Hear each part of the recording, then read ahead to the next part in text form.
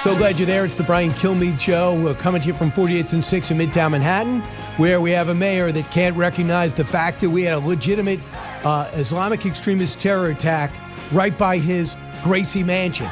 But he still had Mahmoud Khalil, who's the radical, ungrateful American who was going to Columbia University, yet stayed in campus housing 2 years after he graduated, that we've made a huge effort to deport.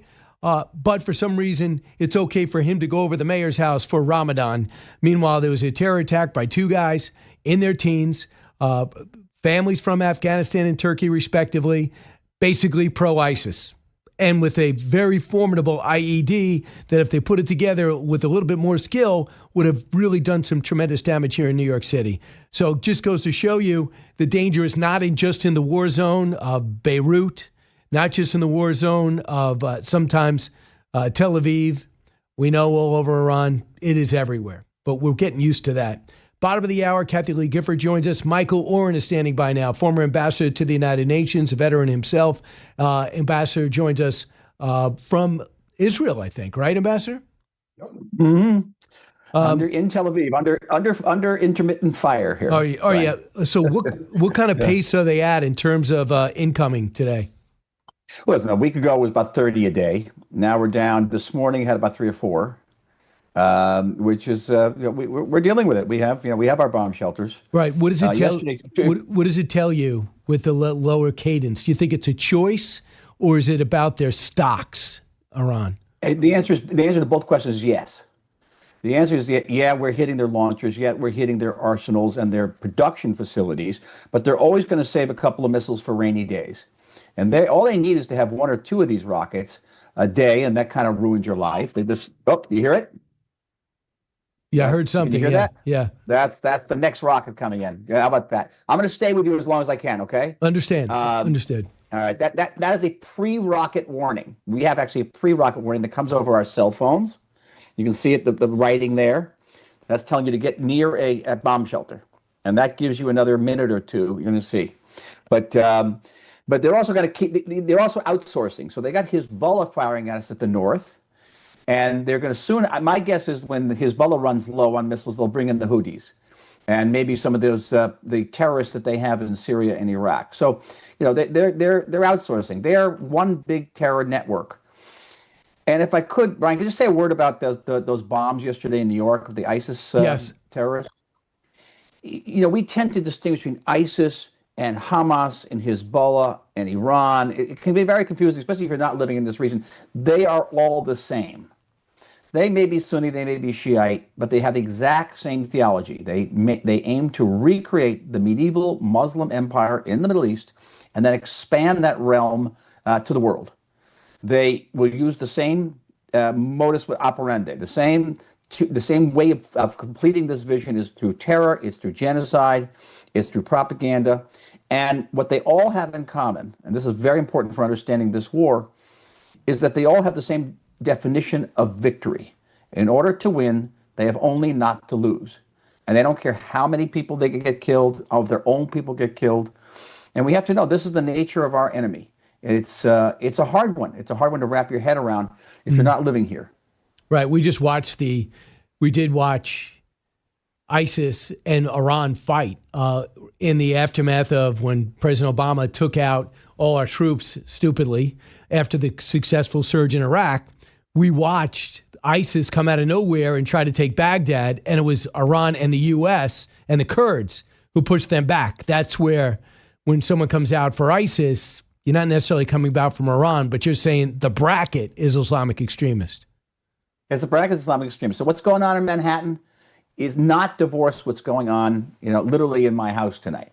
And it's very much linked by a common theology, a common implementation, and a common goal. To win, they only have not to lose. So I want you to hear what Commissioner Tisch said that these two bombers, would-be bombers, confessed to. Cut 12. The complaint also details statements made by Amir Balat after his arrest. En route to the NYPD precinct, Balat made spontaneous statements without being questioned by NYPD officers that were captured on body-worn camera footage. He said, "This isn't a religion that just stands when people talk about the blessed name of the prophet. We take action, we take action." As well as, "If I didn't do it, someone else will come and do it." And later, after waiving his rights, he requested paper and wrote a message declaring in part, "I pledge my allegiance to the Islamic State. Die in your rage, you kuffar." Now, "die in your rage" is a commonly known ISIS slogan, and kuffar is an Arabic term that refers to non-believers. So they're talking. How rare is that? Because you deal with this every day. Well, at least they're being honest. Right. And it's exactly what you just said. Someone else will do it. Yeah, they're being honest. Give them credit. But what they're saying is not so much different than the leaders of Iran will say, or Hezbollah, or Hamas. It's very, very similar. And it's right that if they don't do it, someone else would do it. And here's the good news. I want to leave you some good news. Is that ISIS is still a threat. It's a threat in the Middle East. It's a threat in America. But it's a lot less of a threat since Donald Trump defeated them. And this is true. There are neo-Nazis running around too, but they're a lot less threatening because there's no German state behind them. So when the terrorists have a state behind them, like they have in Iran, that's what Hezbollah and Hamas and the Houthis have. They have a state behind them. You take down the state, and these terrorists may still be around, but they can't threaten you in the same way. So, Ambassador, a couple of things. I want to bring you to an interview I saw you do on CNN yesterday, and I was so glad you said what you said. I want to bring you back to that moment. We just heard that reporting from our colleague Matthew Chance. We know that an Israeli military spokesperson was asked if Israel was preparing a large-scale ground invasion into Lebanon. He responded, "All options remain on the table." I'm curious what you see as the next steps for Israel in all of this. Good to be with you, Jessica. Let me just first comment on Matthew Chance's report. It's a very lengthy report, which somehow did not mention once one of the 220 rockets that Hezbollah has fired at northern Israel in the last 5 days. That has displaced thousands of people, wounded dozens, killed. I mean, if you don't do that, you have not done your job as a reporter. It looks like he is reporting on the ground. Hang on. He is reporting on the ground. And the exchange, I was just so glad you called it out. Because it's important to report accurately, not sympathetic to either side. But if you're going to be on the ground, report what's happening. Why are you in there? You're getting rocketed. How has this coverage been in this conflict compared to others? Has that happened a lot, what I just witnessed? Well, you have to pick up the New York Times, pick up any newspaper. It's all about the suffering that the United States and Israel are inflicting on the people of Iran, the people of the Middle East. You wouldn't know. You're dealing with an empire which is fundamentally, irredeemably evil, and that they are shelling us nonstop. And this report, there was a 7-minute item on CNN that talked about all the suffering that Israel is inflicting on the innocent people of Lebanon. And by the way, we do not have a beef with the Lebanese people. We want peace with Lebanon. It's Hezbollah, and didn't mention one rocket. I mean, it was outrageous. I got to tell you, it was outrageous. I know. And I don't lose it. You know me. I'm kind of diplomatic. Yeah. I don't lose it easily. But that just it drove me crazy. And it's terrible journalism, and it's propaganda, and it's creating a situation where the viewers of these reports are thinking to themselves, well, the Israelis just wake up every morning and think nothing else but except killing people. And it couches us as fundamentally evil beings, and it's actually has a strategic danger. It's not just PR. The New York report was done by a CNN reporter of those two Islamic extremist bombers. They led off the fact that they were Islamic extremists, that they were mentioned ISIS, that they were motivated to do this, and then they took the report down. They got so much criticism. But let's not talk about them anymore. Yeah. Let's talk about this. What is it going to break? What is it going to take to break the institutions of this tyrannical, evil government of Iran? Because it looks like the institutions are still holding strong. Big outward display for the new supreme leader. It looks like they still have the Basij going up and down with motorcycles, making sure the Iranian people don't feel a sense of freedom to turn on their government. What's it going to take to break their back? Okay, I'm going to be very honest with you about this. All right, I know in the United States, legitimately, there's a tremendous amount of fear about endless wars in the Middle East, forever wars in the Middle East, and their frame of reference is the war in Iraq, the war in Afghanistan. But I think that's the wrong example, because there are no boots on the ground here, and America can keep up, and Israel can keep up the aerial campaign until there's no more missiles being fired at anybody. And I don't know how long that takes, but it's not months. It may not even be weeks. But to truly defeat Iran, to weaken the regime to the point where people can rise up and overtake it, or a coup can be mounted from within the regime, is going to take a sustained campaign of pressure. It includes a tight naval blockade, so not a drop of oil gets out of Iran. And the example here is not Iraq and Afghanistan, it's the Cold War. The Cold War took decades. I'm not saying this is going to take decades, but the Cold War took decades. The United States was strong, and the United States eventually triumphed over the Soviet bloc. And it may take that long because, again, like Hamas, like Hezbollah, the Iranian regime doesn't care how many ships you sink. It doesn't care how many supreme leaders you kill. Their one criteria for victory is, we survived.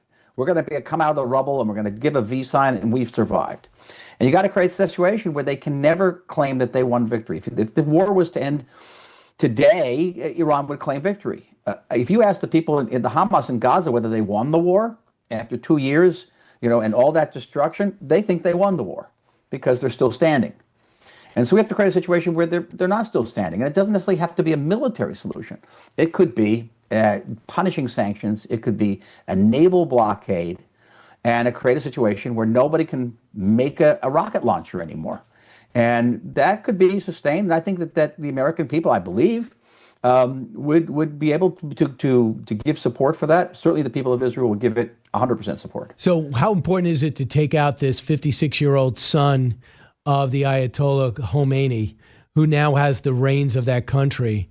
He looks as evil, they say he's more evil than his dad, that no one's really heard his voice. There's no charisma or Q rating there. But in terms of ruthlessness, I don't think that's an acceptable substitution. Do you?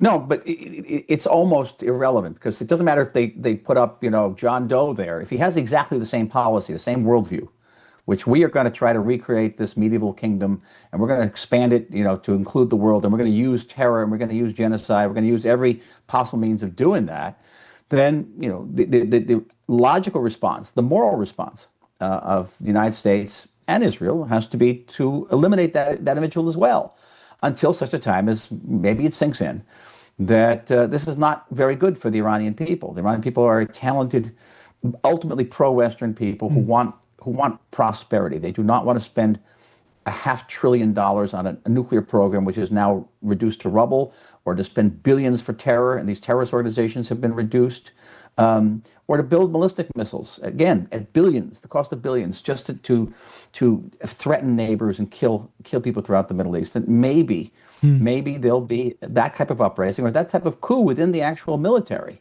that will say, okay, enough, we want a different life. Ambassador Michael Oren, our guest. So what is your feeling about getting rid of the Karg Island, which is 90% of where the Iranian oil is processed? We could take it quickly. Do you think we should? I'd be better to take it rather than to blow it up. Put it that way. I think that there's a grand strategy here of denying major oil supplies to China. It started with Venezuela. It's now moved into Iran. 90% of the Iranian oil goes to China. And if you're looking for pressure points on China, this is a great way to do it. What is it going to take to give people security going through the Strait of Hormuz?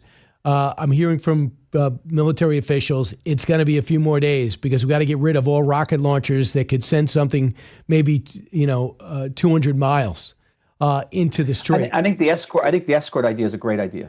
And going back to World War II, where the U.S. Navy escorted convoys going to Great Britain, it kept Britain going during the Battle of Britain and after. It's a tried and true method of doing it, and I think it's again, I don't want to overuse the term. It's the moral response to keep oil flowing through there, escort those tankers. Do you think it's possible? Do we have the naval assets? I think you do. You're going to get more of them. America has 11 aircraft carriers. There are 2 of them now. in the vicinity. Three, yeah. Or three, one heading there, right? Yeah. So there's a lot more assets out there we can use, but and you make convoys, you put them in convoys, and the destroyers, the cruisers, have a tremendous amount of anti-missile technology and interceptors on their ships, and they can use them. Now, it's not foolproof, and you have to keep on all the time diminishing and degrading Iran's missile capacity. And this is where the Houthis will probably come in too. They'll start shooting eventually. Why do you think they're waiting? Why do you think the Houthis are waiting? They're waiting for the time when maybe Iran is running a little bit low on their missiles, and because again, they're the same way. Their definition of victory is they're still standing. You can bomb them. You bomb the smithereens. I mean, the Trump administration really bombed them very, very heavily, and we've bombed them. They don't care, as long as someone can press a button on a missile launcher. They're still in business. So you have to hit them very, very hard, again and again and again. And now America has a lot more firepower in the region than it had 2 years ago. So this can be brought to bear. It's not pretty. It's not easy, but I think it's necessary. It is necessary. There's no doubt about it. Ambassador, anybody that got a newspaper delivered over this last 47 years knows Iran has been at the head of the terror list, and nobody else was confronting him except for you guys and now us. And now we're together. And there's no two better fighting forces in the world than Israel and the U.S. So hopefully we achieve all the goals. Ambassador Michael Oren, stay safe. Nick, Brian, thank you so much. You got it. Thank you so much for your support. You got it.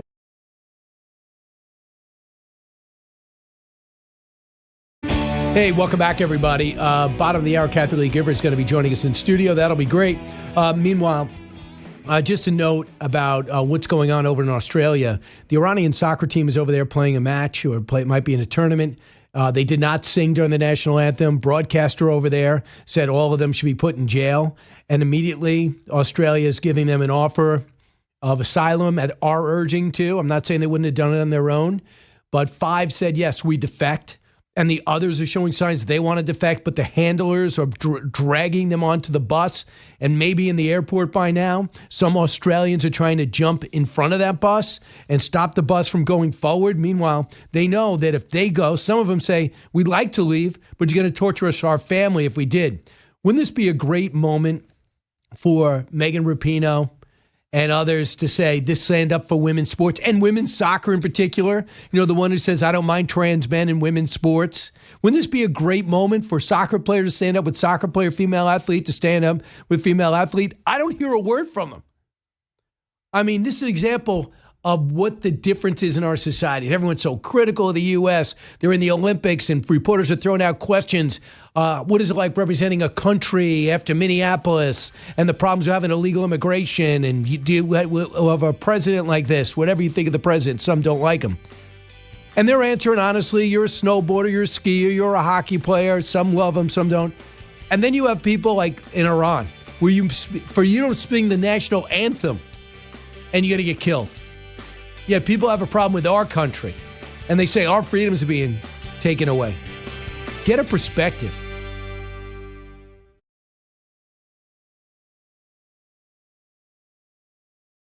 So Kathie Lee Gifford, one of our all-time favorite guests, is in studio. Brand new book out, Nero and Paul, How the Gospel of Grace Defeated the Ruler of Rome. It's out. Was it out? Is it out today? Today is the first day, but it's already doing really well. It's on like 4 or 5 number ones, categories. It's a big bestseller already on Amazon. I want to thank everybody for that.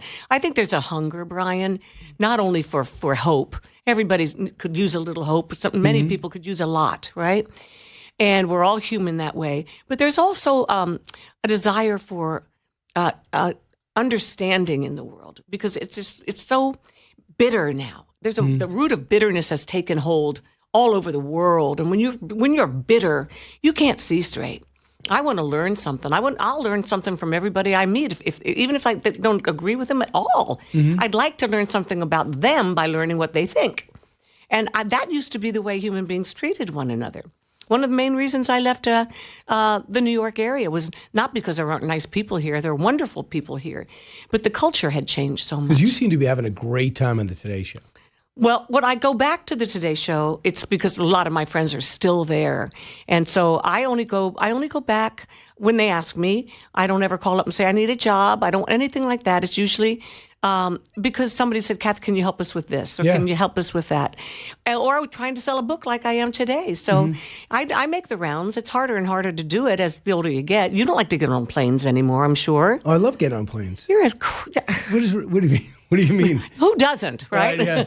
No, but I know now I don't because of the DHS the lockout, what they're doing right now. But That's unconscionable, by the way, and it should be a constitutional amendment that if anybody that closes down the government also doesn't get paid. It's only fair. Wouldn't it be great? And how about this, Kathie Lee? No, you weren't always this big a success. You know what it's like to go from paycheck to paycheck, right? Yes, of course I did. Can you imagine making between $35,000 and $50,000 and then finding out you're not getting paid? That's what these TSA guys are finding out. Yeah, nobody in this area can live on that. Oh yeah, no way.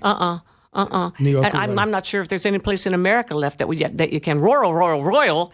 I suppose, but I just feel so bad for people who they just deserve better from their government. Right. No matter, I don't have a D or an R near my name. So I want to let everyone know the stories about, and then we'll talk about other stuff. But first, let's talk about the book. Talk about the pairing, Nero and Paul. Why? Because my son talked me into doing a series called "Living Ancient Evil." Juxtaposed against living hope. Right. Because I'm asked the question all the time, do you think there's more evil in the world? It sure seems that way, And it does. If you're looking at your phone and you're looking at the cable news, and we're all in cable news a lot, you're going to think, wow, the world's worse than it's ever been. But when you really truly study history, it's not. It's not. I mean, there were very vile, bestial kingdoms all through history. And there's no shortage of epic antagonists in the Bible. So Nero's running, he's running Rome, right? What kind of leader was he? Well, not a great one. None of the early ones were real leaders. Julius Caesar, and they just got worse and worse and worse, as far as I can read, as it came. Power just corrupts completely. And, Julius Caesar's life didn't end well, and none of them did. None of them. Herod, our first book in this series, Herod and Mary, Herod he called himself the king of the Jews. He wasn't even a Jew. And his death was beginning to happen right around the time Mary had just given birth to Jesus. So we juxtaposed the guy who said, I'm the king of the Jews, to the woman who was carrying the king of kings. And look at how the life and birth of and death and resurrection of Jesus changed everything for the whole world. So Paul and Nero were contemporaries, right? Paul and Nero were, but Nero was born quite a bit afterwards. Right. But they were alive at the same time, and it was Nero that was there when Paul was martyred. So tell me how you characterize Paul. Paul started out a zealot himself. First of all, let me tell you a tad more about Nero, because his mother, Agrippina, married like 3 times just to get the power enough so that her son would be able to become Caesar, and he did. Then he murdered her. Our book starts out that way, after sleeping with her for years. Sleeping with his mother. Of course, everybody did. Didn't they? I think so. Yeah. I mean, unbelievable. These books are so full of, we write them as thrillers. And Nero obviously had tons more action in that kind of a way than Paul. Paul was a very righteous rabbi, and Saul was. He was Saul at the time. And he was the biggest perpetrator of evil upon the believers in Jesus at the time, who were called the followers of the way. He was bound and determined. He wanted power too in his kingdom, but his kingdom was the kingdom of the Jews. Caiaphas, you've heard of him, the high priest. And the Sanhedrin was like their council, and with all the learned biblical, the scholars. He was a magnificent scholar, and on the road to Damascus, on his way to kill all these followers of the way, he heard a voice on that road, and it was Jesus, and he knew it. He said, Saul, Saul, why are you persecuting me? And Saul said, who is this? Who is this? He said, it is me, Jesus. Why are you persecuting me? And he was blinded for 3 days. And so we tell, that's a well-known story, but we tell the story of how what happened to him in terms of understanding that he was every bit as guilty of the lust for power in his own world. He was a brilliant scholar, as I said, but he was a dogmatic religious man. And you know how I feel about religion. I don't like things that put people in chains. I'm all about, worshiping the living God. No, so tell me, you think religion puts people in chains? I do. I know we asked you on television, but could you just tell it to our radio? Not all people. I mean, I don't think religion. I just don't like to call it that because of the way it's become known in the vernacular now. People like to put us on a shelf. I just did another thing. They said, well, all of her Christian books. And I said, no. I've written many, many, many books. But the people don't understand that the Bible, from beginning to end, is a Jewish story. Where the biblical ignorance is unbelievable. Because everybody in the Old Testament, pretty much, it's a story of how God created a nation, and it was the nation of the Jews. And people don't even know that Abraham and Sarah weren't Jews. No, they started out in modern-day Iraq, the land of Ur, and God called them to go leave their people and go to this land that God would show them and start a new nation. And the interesting thing part about it is this is the kind of stuff I learned that fascinates me. Their original names were Abram and Sarai. But when they got to the promised land and obeyed the Lord put an H in their name, an H, in obviously the Hebrew vocabulary. H in Abraham and H in Sarah. And what that represented was the breath of God being breathed into them. Mm-hmm. And that's what happens to all of us, too, when we obey the Lord. So you don't like the rules that are associated with the Catholic religion, stand up, sit down, appear here, go to hell if you don't do this? When Jesus came, he said, I have not come to condemn the law, but to fulfill it. And people for years have separated the Bible as the Old Testament was for the Jews and the New Testament is for the Christians. Could not be more untrue. There's 400 years between the last book in the Old Testament. I like to call it, if you're going to break down the Bible, which we never should have in the middle, there was 400 years between the time of the Jews being the Hebrews, and they weren't called Jews. The Hebrews were held in slavery under Pharaoh. We didn't stop the Bible because it was 400 years, but for some reason they stopped it between the last book of the Old Testament and Matthew in the New. And it's one story. It's one magnificent story. It's a love story. What happened in those 400 years? You know what? They didn't write. Well, there are books and things that were written about them, but when they did the canon, I need to study that, honestly. I'm fascinated about what went into it. It's the first time I heard that. Yes. Yeah. Well, I like to teach, but it's not because I'm a great teacher. It's because I have great teachers. Mm-hmm. I learn. I'm a student. And I want to learn what the Bible, not the Bible, I don't even really call it that anymore, because there's so many horrendous translations. I want to learn what the scriptures actually say in the original Hebrew, in the original Greek, or else I'm not getting the word of God. Mm-hmm. And you don't want a translator. So in other words, you'll read yourself and you'll discuss it, but you don't necessarily want a religion telling Kathie Lee Gifford what to think and what to conclude from these stories. Am I right? I don't want King James, who was an evil, evil man, and the people that he got to translate the Bible. I don't want them telling me what the Word of God says. Because that man murdered countless people. And the men and they were all men then, who actually translated the Bible, they'd never been to Israel. They didn't know that Israel they talked about, that Jesus was a carpenter. And everybody thinks worldwide that Jesus was a carpenter. First time I went to study rabbinically, I found out that is not true. There was no buildable wood in first century AD. He wasn't a carpenter? He's a stonemason. There was no buildable wood. None. Everything that's in ruins now in the Holy Land, all over the Middle East, nothing is what wood doesn't preserve. It's destroyed. How do they make furniture? Well, they didn't even have tables. They laid down on mats and ate. There was no table at the Last Supper. Jesus worked with small. Here's a beautiful story. They had back then in first century AD, and if you read scripture, it's true that all of the buildable wood that they needed for construction had to be floated down the Via Maris, which means the road of the sea, along the Mediterranean from Lebanon, north.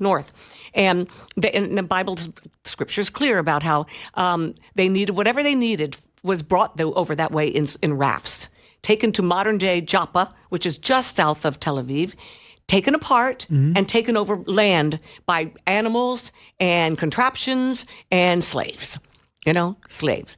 Everything that Herod built, and there's tons of stuff still standing, not fully, but I mean, all rock. So then when you find out what the word tecton means in the New Testament, about what did Jesus do before he was a rabbi to make a living? What did his earthly father Joseph do, the two of them? And the word in the Greek is tecton, Tekton. Well, if you look up, you go, Siri, what does tecton mean in Greek? It'll say architect/builder. Gotcha. So the geniuses from England go, oh, he was a carpenter like us. And that's how it happened? That's how it happened. And the Bible bad translations are full of all those kinds of things. Did you go back to the Today Show to talk about this? Yeah, I did. Okay. And I made all kinds of videos about it. And a lot of people say, would you quit talking about this crap? And but it's not crap to me by any means. It's the most important way I can spend my life. So Nero and Paul is the name of the book. It's out today. And go grab it. Keep it number one in all these categories. Thank you, honey. So, Kathie Lee, you did stop by there already. I'm just wondering what your thoughts were about what Savannah Guthrie's going through. I heard she's back in New York City.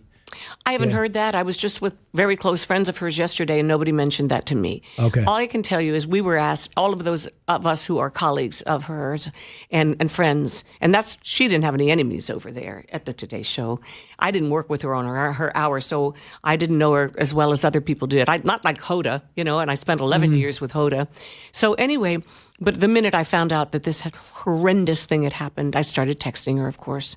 Texting and never getting a response, and I didn't need one.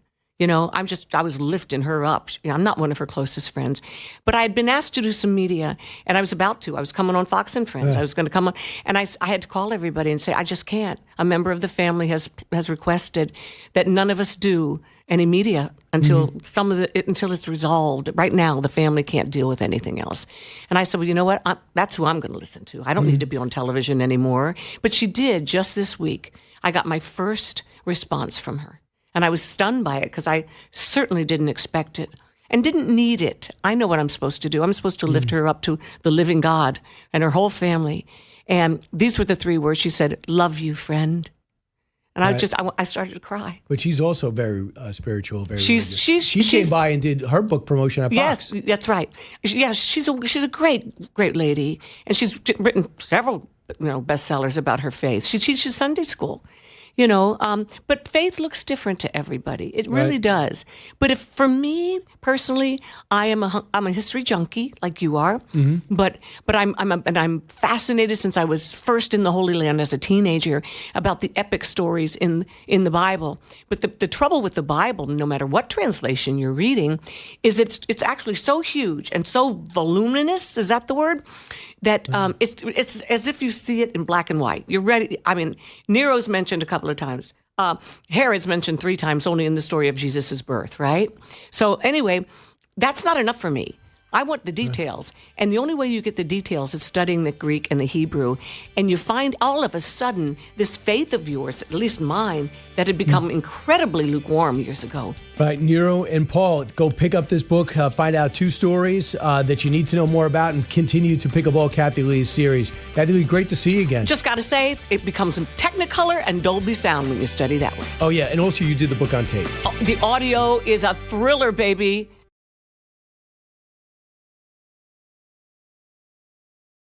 Hey, welcome back, everybody. We can't talk about the war and not talk about the economy. And if you want to talk about the economy and you're in 1211 6th Avenue, it's 1-800 Varney. Stuart Varney, the Varney and Company, the wildly successful show, the top show in business news. Great to see you, Stuart.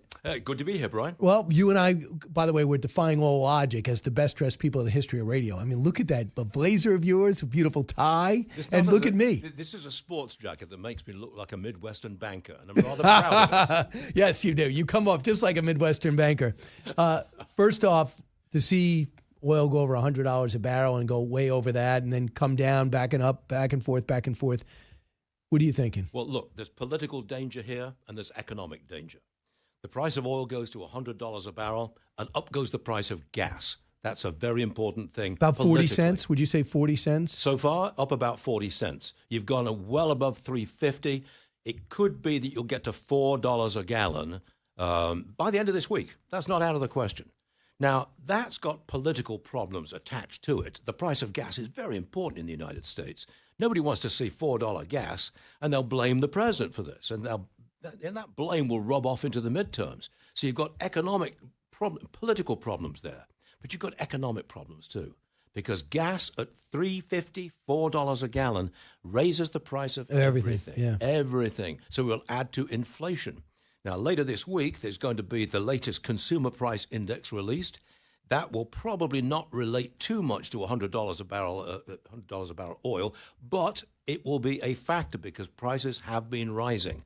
That means if you've got a rise in inflation, it's odds are you're not going to get interest rate cuts. Mortgage rates are not likely to come down. The Fed is not going to lower rates. So you've got political problems, $4 gas. You've got economic problems, $4 gas, inflation. Got to get Kevin Walsh in there, right? And get Jay Powell out. Yes, well, that's not going to happen until May. Then you could expect them to probably lower interest rates, but that's in May. That's a long way off. I want you to hear the Secretary of the Interior, who's got energy in his portfolio, Doug Burgum, cut 30. This is a temporary issue. This is not about lack of oil in the world. This is about a transit issue. This is about the Strait of Hormuz. And with the great success that our military is having, along with our allies, with Epic Fury, you're going to see in the weeks ahead oil starting to flow out of the Strait of Hormuz. And we already saw a frigate go through over the weekend. And you know what the president said? Suck it up. Yeah. Get tough. Yeah. Go through there. I've taken out almost all the launchers. I've taken out their entire Navy. Go through. I agree with the Secretary. And he's also given insurance. Yes, you've got insurance and you've got some escort for these for the boats going through. Look, I think it will be relatively short-lived because there's so much pressure. Get those tankers through the Straits of Hormuz. You think the Chinese are happy that the oil that's on its way to China What do they is get, getting 40% through there? Right, but 20% of the world's oil supply come through there. Do you think the Europeans are happy? A lot of their nat gas supply comes through the Straits of Hormuz. You think the Gulf states are happy? They've shut down production. They're not getting any income from that. They haven't got enough storage space left. So the pressure to just open up those straits, get things going, is enormous. Do you know we get 3%? But you know this. We get 3% of our oil through there. We kind of do our own thing now, unlike the 70s. Yes, the trouble is, though, the oil is a world market. I know. You know, you can't just price it according to the price is coming out of Texas. No, you've got to price it as the world supply and demand. And at the moment, it's $100 a barrel. That creates enormous pressure. Get that price down, get those straits opened, and I think that pressure will result in action. So do you think people, judging, because you know the political fray too, you do a lot of politics in your show, by the fall, if those prices come down by the end of this month, are people going to remember, well, March was tough for 3 weeks? Or are they going to say, well, you know, it's back down to 220 because all the thresholds are there, right? The natural gas production, the drilling is there, the permits are there. I think the American public, if we get this done by the end of the month and prices come down, I think the American public will say it's worth it. Short-term pain, it's worth it because look what we got. We got the end of a rogue regime that's been causing trouble for a half century. We have peace throughout the Middle East. We haven't seen that in 50 years. What the price we pay is significant, but what the reward that we get is enormous. And I think it will be concluded in about 4 to 6 weeks. You know, so interesting. I've been watching a lot. When I get in the morning, you and I have basically the same hours. So I get in the morning, I've seen all the shows already, so I'm always watching Sky TV or GBN News. I'm always getting the British perspective.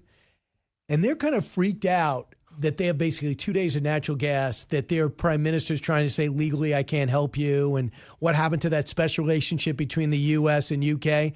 And instead of just dumping on Trump, I think they all had a reality check. Can you give me a perspective on what's going on? The prime minister is Sir Keir Starmer, and he has a large majority in Parliament. Unfortunately, he's just wasted it away.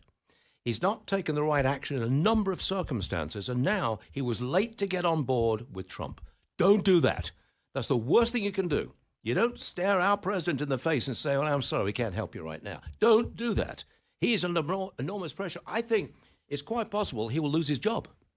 There's so much discontent in Britain for all kinds of things. Free speech under attack in Britain like you wouldn't believe. There's an anti-Muslim operation going on there, which is people trying to get their country back, their country identity they want to get back. Their country back. There's a crisis of identity. Isn't that remind you of us? All about? Doesn't that remind you of us in 2017? In the beginning, they said, "Oh, you're xenophobic. We're a nation of immigrants," and now people are like, "Oh, yeah, I do want to make sure we keep our national identity. I am for strong borders." Is Europe just a little bit when they used to lead us? Are they a little bit behind us? Well, you've got to remember, in France, Germany, and Britain, there is a very substantial Muslim minority which exercises political power.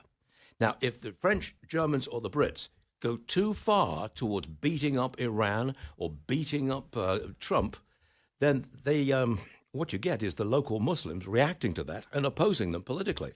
Just a quick example. There was what we call a by-election in Britain recently. That is a special election for a member of parliament. It just came out of nowhere.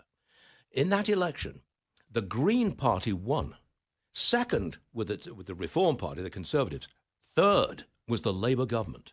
Why did the Green Party manage to win like this? Answer, 1/4 of the people who voted in that election were Muslim. And they vote solidly against Trump and against America. That's what happened. Yeah, and that's pretty much what's happening here. The DSA has teamed with Muslims and teamed with liberals in order to be part of the Democratic Party. But if you ask me, these are three different platforms. You would think traditional liberal is like a Bill Maher guy, and then traditional liberal is like a Cuomo guy. When you go, I don't agree with these socialist programs and maybe taxes are too high. Those are the old days. Yes. But now we're like, I don't really like America too much. Right. I don't think we should have billionaires. Really? And you're chanting against America because of free speech? That's different than the Democratic-Republican debate than you and I used to talk about. Although the Democrat Party has shifted far to the left, it's obvious. I mean, none of them would stand up in Congress at the State of the Union address. None of them would stand up when the president said, stand up for the rights of American citizens. They sat down. They just kept seated. Now, that don't make them look good, in my opinion. The days where hate America first, they should be coming to an end. I think so. But I got to bring you back to one thing. This must really get under your skin. And the president alerted me to this. They stopped drilling off the North Sea.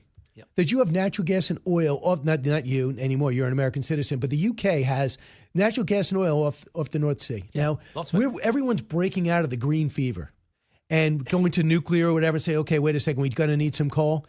And we still have Starmer looking elsewhere with 2 days of reserves of natural gas, knowing in the North Sea is the answer to his problems. There are very few countries where the green feeling, the green fever, as you call it, was stronger than in Britain. Those folks are deep, deep green. The King of England is, okay, he's a king. That's what he did. I know. For many, many years, the Greens could do no wrong in Britain, and that included ending North Sea oil and gas production. I mean, can you believe it? There's huge reserves there. Right. They said, no, we don't want any more fossil fuels. Sorry, we can't have that. That was a mistake of cataclysmic proportions. Now we're paying for it. All right, Stuart, I want to come back and talk about if that's going to change. Here's my big worry. I think the fever is broken, the political correctness, the pronouns is broken, and then people are pushing back on me saying, Brian, it's only broken because Trump's in office. And if there's something switches, it's going to go right back. I don't believe that. I want to get your take when we return. You listen to the Brian Kilmeade Show, the host of Varney and Company. He didn't bring his company. He brought himself. 9 to noon on FBN. Back in a moment.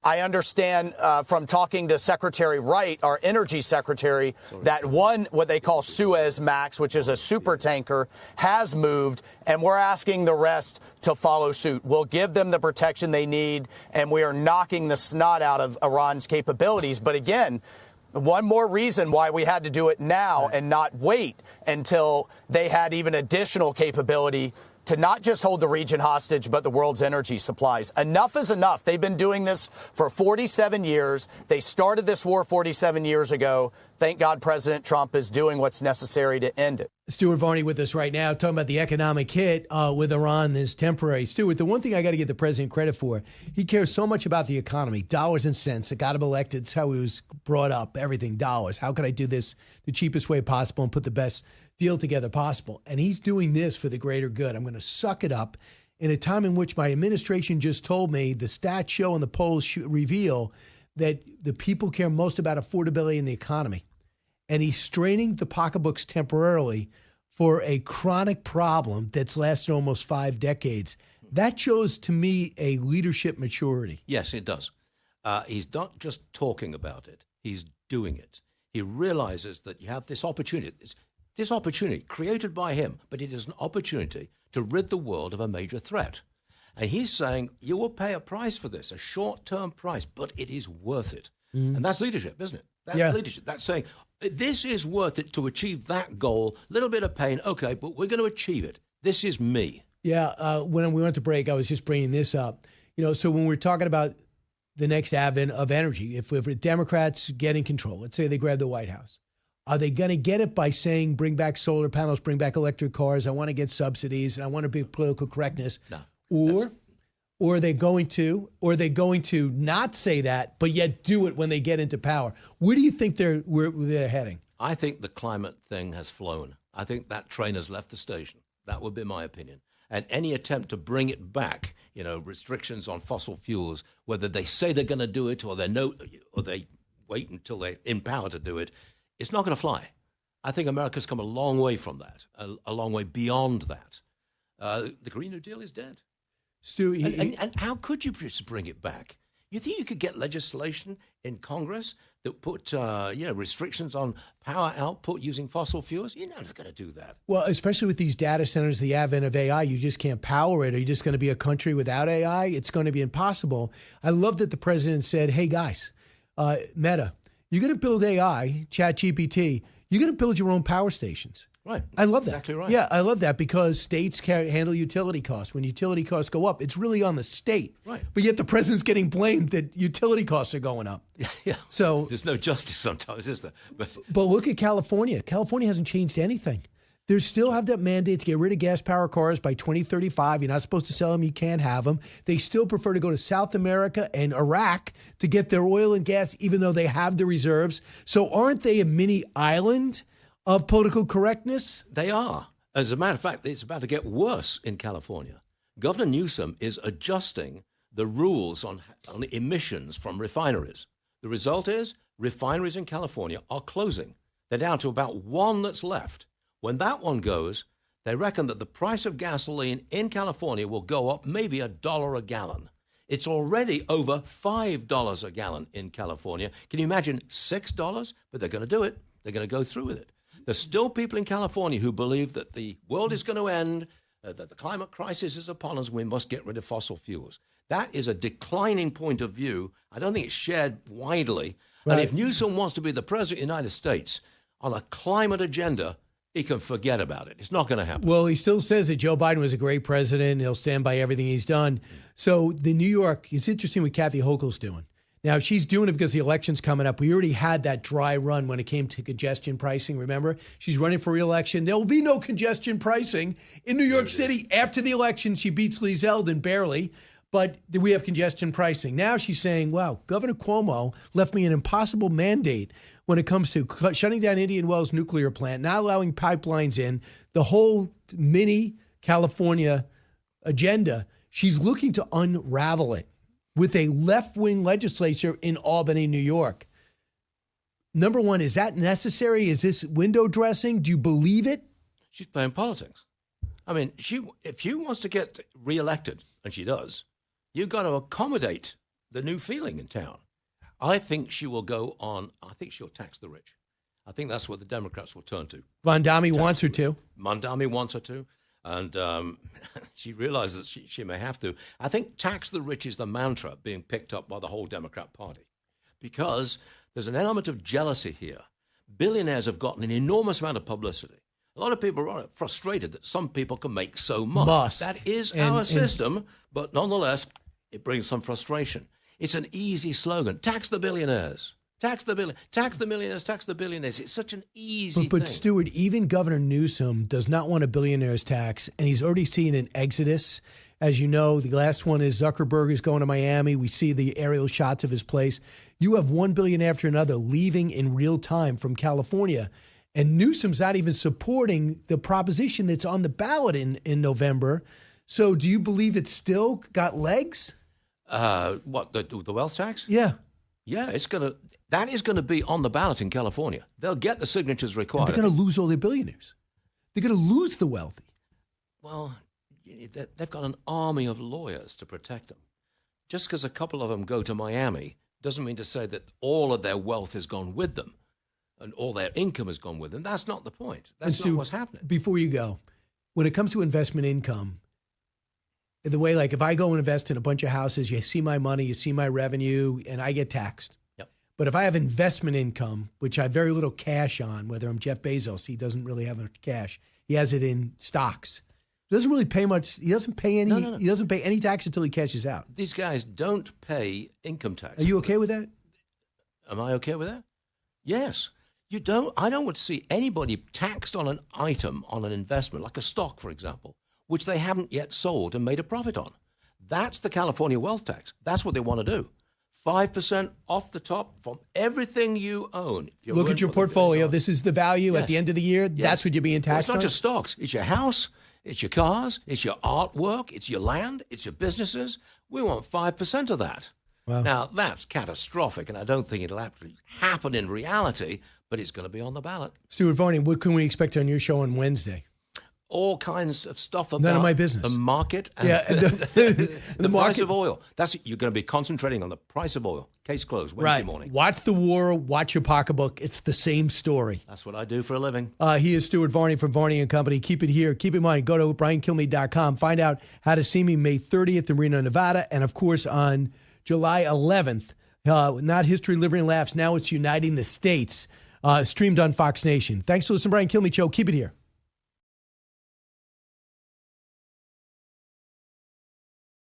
So Dennis Prager needs no introduction to anyone who has a radio or television, and you see he's multifaceted throughout his entire career, always making an impact, as with his next book. And the name of the book that Dennis has out now is called If There Is No God, The Battle Over Who Defines Good and Evil. And, of course, this is a case that there is a God. He's a multi-best-selling author. He's also the founder of Prager University. One by one, little by little, he's educating a whole generation, or has been, in the right way of American history especially. Dennis Prager, congratulations on the book. Welcome back. Thank you. It's great to be back, Brian. Always thinking big picture, but can I keep you small picture for a second? The President Trump has done something that 6 previous presidents didn't want to do, or chose not to do, maybe wanted to, and that is take on Iran, who I think is the personification of evil. It is a risky mission, of course, but is the mission worth it in your mind? It is worth it. And I think of his bombing of the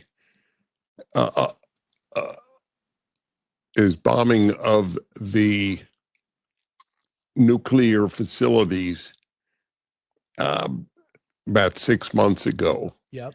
That was an incredibly risky endeavor, and I'm not sure any other president would have done it, Republican or Democrat. And one of his arch foes, Tucker Carlson, actually said, and it's amazing that he's not held accountable for this, he said that this would lead to World War III. Yep. Well, of course, it didn't lead to World War III or any war. Our pilots came back, thank God, perfectly healthy. So I trust this man. But aside from trusting this man, if it works, if somehow the greatest sponsor of terrorism on planet Earth is reduced in its capacity, or even hopefully eliminated, it would be a tremendous boost to peace on Earth. Yeah, I mean, he's well underway to doing that. Certainly his political risk, and the Grand Ayatollah, basically, not only does he act evil, he dressed the part in all black. So I appreciate that. So it wouldn't be confusing to anyone at home. So we're going to see. I just am shocked that people are pretending as if, Democrats are pretending as if this is a sudden problem that Donald Trump decided to create on his own, when they know it's bedeviled 6 other presidents, Democrats and Republicans, to this day. And I was just speaking to a CIA officer who said when he was trying to settle things down with the insurgency in Iraq, we kept telling leadership, we can't make any progress if we don't take care of Iran. They're the ones causing all this unrest. And we never did. That's exactly right. This if there is such a thing as evil, which goes to my new book, If There Is No God, the battle over who defines good and evil. If there is no such thing as evil, in other words, if it's just opinion, that's the problem. If there is no divine source, as our founders said, that we are endowed by our Creator, not by our government, not by human beings, by our Creator, with certain inalienable rights. Well, the same thing holds for good and evil. If there is a Creator who is the source of standards, then there is good and evil. If there is no Creator, then all concepts of good and evil are simply personal opinion or societal opinion. Iran qualifies as the quintessence of evil. They, it's amazing that people oppose the president's decision. Iran regularly, I mean, weekly, maybe daily, would have demonstrations saying, Marg bar America, death to America. And of course, death to Israel. America was the big Satan and Israel was the little Satan. That is what they were devoted to, destroying Israel and destroying America. He doesn't want to let them have that opportunity. Dennis Prager, our guest, obviously. And Dennis, you said you grew up like a few years after the end of World War II, and you became fascinated with the fact that there was evil in the world, and you thought about the Holocaust. Why would people just want to kill people about a religion or a belief or an ethnicity? And that became your focus. How did that lead you to thinking there was a higher power as opposed to lead you from that thought? Because that's a great question, by the way. I don't have a perfect answer, because you're right. It could have led me either way. But I was convinced that the Holocaust, Mao's extermination of 60 million Chinese, Stalin's of 20 to 40 million Russians, and 6 million Ukrainians, and so on. I was convinced that it wasn't my opinion that rendered these things evil, that they really were evil. Evil exists. So that led me to believing that there is a moral creator. Yeah, understood. And then you spend the most of your career and I guess life and free time proving that. What proof did you get that you think there is, and how did that lead to the values that you have? Well, yeah. The proof is the real life experience of people who suffer from evil. It's very difficult for anyone to assume that there is no evil, that there is just opinion. Very few people believe that.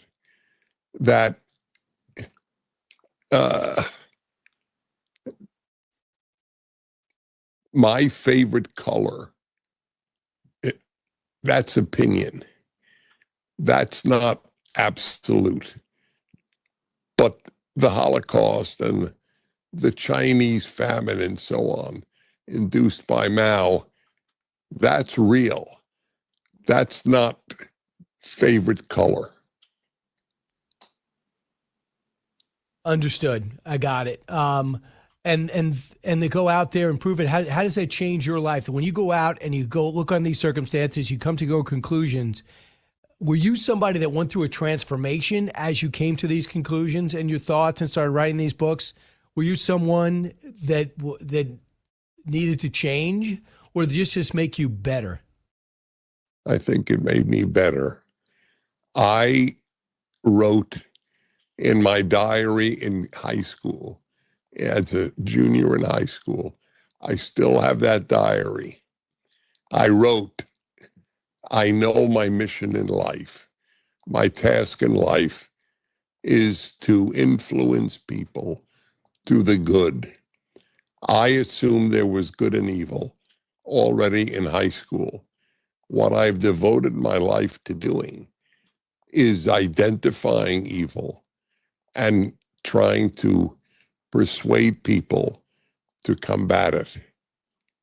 And the association of the United States of America with combating evil, that so many people will use the American flag like they did in Hong Kong when they revolted against the Chinese Communist Party running Hong Kong. Unfortunately, it didn't work, but they used the American flag. For most people, seeing the American flag over the hill, as it were, coming in with the cavalry, meant, wow, we will now have freedom in our country. Dennis Prager, our guest, his book is now out. It's called If There Is No God, The Battle Over Who Defines Good and Evil. So you've got to go grab it. So Dennis, maybe people at home don't understand like you understand how unbelievably fortunate all these founding fathers were to be educated by the right people and have a certain amount of some of these philosophers around at the same time. Can you explain how the great thinkers of their time influenced our founding fathers like Benjamin Franklin and Thomas Jefferson and James Madison? Well, let me put it to you this way. I cannot explain in normal terms how so many great men were in one place at one time as the founders of the United States of America. And I'll give you an example. I conduct orchestras as an avocation, and I know a lot about classical music. There is no explanation for why Germans in a certain era, Germans and Austrians in a certain era, utterly dominated great music. Beethoven, Bach, Schubert, Schumann, Mozart, Haydn. It's unbelievable. It seems that either God or nature gives a certain group of people a unique ability at a certain place at a certain time. That's why America was founded. And as Benjamin Franklin, I think it was, said, it's a republic. He was asked by a woman, what is it? And he said, it's a republic if you can keep it. And that's a big question. Mm-hmm. Can we keep it? And yeah, David Hume, you have Rousseau, you had Montesquieu, you had John Locke. These are people that our founding fathers interacted with and almost took the best of their philosophies, let alone the classics of Aristotle and Plato. And they're in their 30s outside Benjamin Franklin, all coming together to say, okay, if we're going to do this, we're going to need fighters, but we're also going to need a philosophy and a governing principle. So they went to school on all these governments, and then we come up with one pretty effective, eventually a constitution, pretty awesome. And that's how we got here. So I'm always been in awe of it. The PragerU reflects that. You can see it on a daily basis. Why does this generation, more than any others, not understand how special this country is? Another great question. They have no knowledge of history. That's a big factor. If it happened before they were born, it almost didn't happen. I know. I'm sure you know. And it's reflected in social media. It's only what's happening now matters. So they don't have a sense of what is important and what happened before. What was it? There was I think it was Pew Research, or Gallup, noted that almost 50% of young Americans did not know what the Holocaust was. Wow. Yeah. And you don't know what percentage denied it happened. And that's also what Iran brought to the world, too. They tried to expound on that. That's right. Yeah. You know your stuff. What do you say to people that say religion is a way to control the population? It's a way to give people values and feel of afterlife retribution, to keep the house in order, to keep a country in order, to keep a town in order. What do you say to people who say that leaders use religion as an instrument? It's true. I have no problem with that. And I believe in that instrument. I believe it exists. I wish, in fact, that every country would say to its citizens that if you do evil, you will pay for it in the afterlife. Clearly, very few people pay for it in this life. So I have no problem. It should be used, but it isn't used. That's one of the points of my book, that it's just rendered subjective opinion. So it's not used. Yeah, whether it's a cynical way to keep the population in order or a legitimate way. So if Dennis Prager was president, it would be a legitimate way. Other people might do it as cynically to keep the house in order, to say, listen, you don't listen to me, but what about an afterlife? That should get your attention. And that's maybe how it's been used in the past. So when you go to prove that there is a God, if you would have summed that up in a way in which the non-PhD student would understand, how fundamentally do you get that point across quickly and efficiently?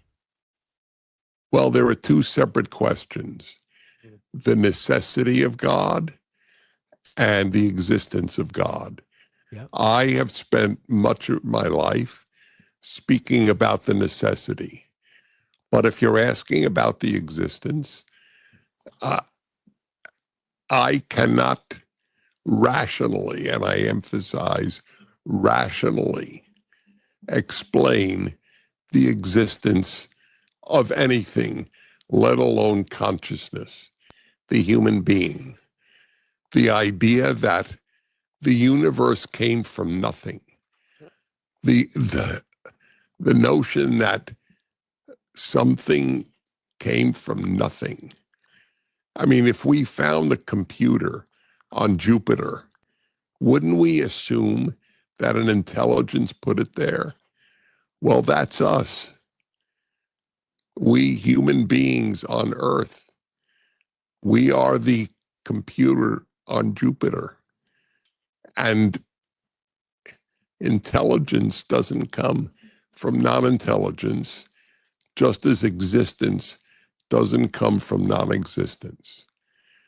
So that's, in a nutshell, the argument for God's existence.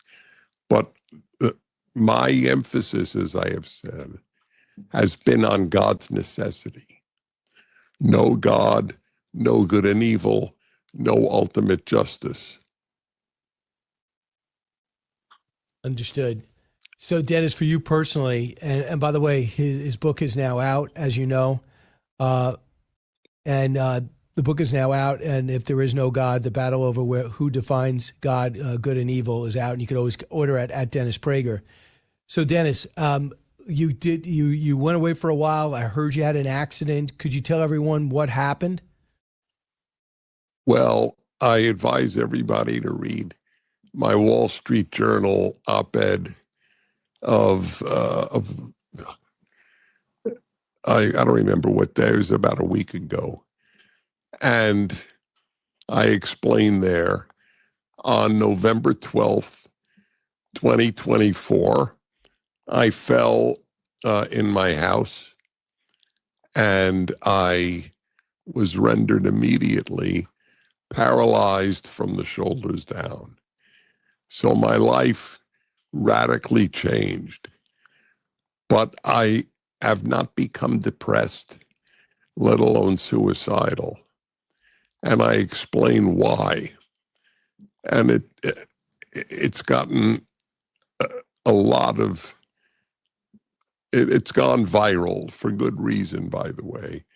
And I'm not bragging. The good reason is it gives people hope and reason who have suffered. Obviously, I'm not talking as well as I did prior to the accident, but I am speaking, and I put out videos at PragerU every other week, and I've been on a number of shows like yours, for which I'm very grateful, Brian. But it is, look, it's been life-changing. But you know what? Everything that I did except travel, I can do now. I can give talks via the internet, and I do. I write articles. Just in my paralyzed form, I have finished the book, If There Is No God, and I wrote an article for the Wall Street Journal, and I am giving these talks. This is a blessing that I can do all of this. And do you ever ask yourself, why do you think this happened to you? Oh, this will depress a lot of people. It doesn't depress me at all. And a lot of religious people don't agree with me. But I said before, and I've written it up, not just said it. I do believe that there is good luck and bad luck in life. If a family is hit by a drunk driver, it's bad luck. I do not believe that God designed it that way. God allows people to do bad things. That is the way the world works. I fell because there was no friction on the bathroom floor when I was wet and ran towards my sink instead of going carefully or putting down towels, and because of gravity. So when there's no friction and there is gravity, you will fall. I don't believe God designed my fall. I believe God knows my fall. I believe God, well, I'm trying to choose the word, that God is sad about the fall, but he obviously has allowed tens of millions of people to be hurt. That is the nature of the world. One day we'll find out why. Mm-hmm. Well, they say God doesn't give you anything you can't handle. He obviously thinks you're extremely tough, and he's 100% right. Dennis Prager, congratulations on the book and the inspiration. Nothing stops you, and you're proof of that. And I look forward to your next PragerU video and your next book. Dennis Prager, thanks so much. Thank you, Brian.